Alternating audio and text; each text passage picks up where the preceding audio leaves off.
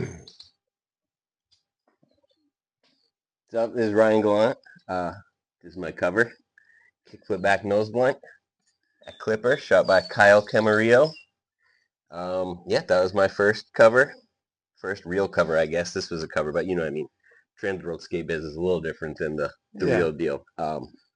Yeah, I think I was getting older. I was kind of already like winding down my career and kind of going through the checklist of like, oh shit, I never had a cover, did I? You know, so combination of always wanting to do that trick and then yeah, being able to get it on the cover was kind of, you know, sweet little way to kind of seal the deal. Heck yeah, so that was 2014. 9 years ago, huh? Or no, more than that now. 11. Holy shit! Yeah. Wow. And did that took a few drives up there It did, to yeah. get it? Yeah, that photo was the first time I tried it. So Okay. the first time I was there, Kyle was there, and I landed on a couple, but my legs were just kind of giving out and kind of feeling all shaky. You know what I mean? And whatever. I was like glad I attempted it, but didn't right away. And then yeah, the next morning at breakfast, they had already called me and said they saw the photo and they would put it on the cover if I went back and landed it. So Yeah. I was like sitting at the diner, like, dude, do I go back right now? And like I couldn't even skate. My legs were like not working. So I had to come home, yeah, back to San Diego and like sit and think about it for a few weeks. And then the second time I went is when I landed it, but I put on the same outfit because that's weird stuff we do in skateboarding. Yeah. And whose copy of the mag was this? This one? This one's Jimmy Astleford. Good old Jimmy. Spent a lot of years traveling with Jimmy. Yeah. Yeah.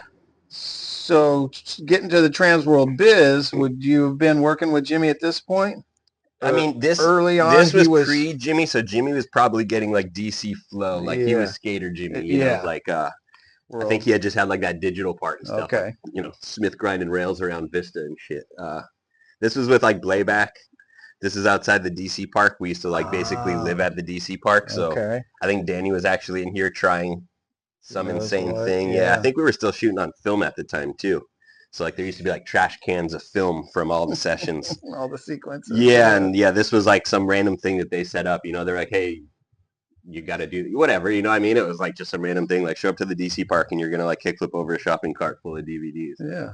Well, I mean that PJ the Lad's Wonderful Horrible Life, that was the best-selling skate shop video ever. I think so. Yeah, I mean it was a pretty big deal. It was pretty important at the time. So it's funny at that age though. You think you're trying so hard to be cool, you know. And I feel like skateboarding back then was like cooler, you know. So Yeah. I remember feeling a little weird. I was like, really? Like, Okay. yeah, but awesome now because yeah, it's one of my only 2 covers. So Can you share any memories from filming of the video of the PJ video? Yeah.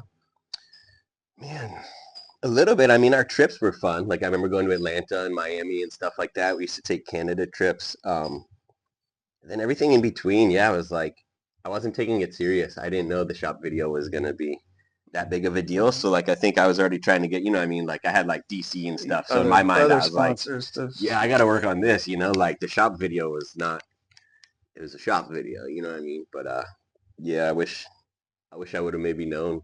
Hard to forecast that sort of thing. It still worked out thankfully. But yeah, in my mind it was a shop video, you know what I mean? We were just filming for a shop video. So it was like whenever we were around we'd go on little trips and yeah, film with Dave and whoever back then. And classic covers, do you have any friends covers that are people that you saw at a younger age that really influenced your skating? That stuck out? Yeah. Covers? Oh man. I don't know. Trying to think of like the best covers back then. Nothing like too much stood out really to me. Koston back nose blunt. You know? Transworld. Yeah, just the form. Like I remember looking at that a lot and like understanding back nose blunts like because of that, you know, like we would put our boards on ledges and like pose like we were Koston and then like it slowly started to make sense. Like, oh shit, that actually that works. Yeah. Awesome. Well, I think that about covers it, Ryan. Thanks Cool. for getting together with us. Yeah, no problem. The Venture Lows. So funny. Tiny little boards and stuff. Yeah.